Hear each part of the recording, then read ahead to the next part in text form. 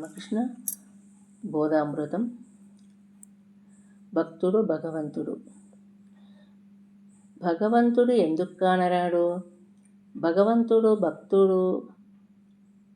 భక్తుడు సంసారము భగవదనుభవం.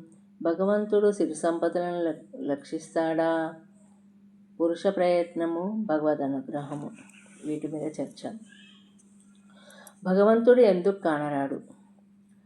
సూర్యమండలము భూమి కంటే ఎన్నో రేట్లు పెద్దది. కానీ ఎంత దూరంలో ఉండటం చేత చిన్న సిప్పి మాదిరి కానవస్తుంది.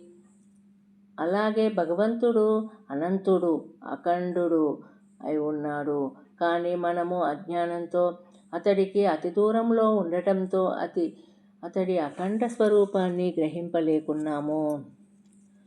నాచుతోనూ రైళ్లతోనూ కప్పబడిన చెరువులో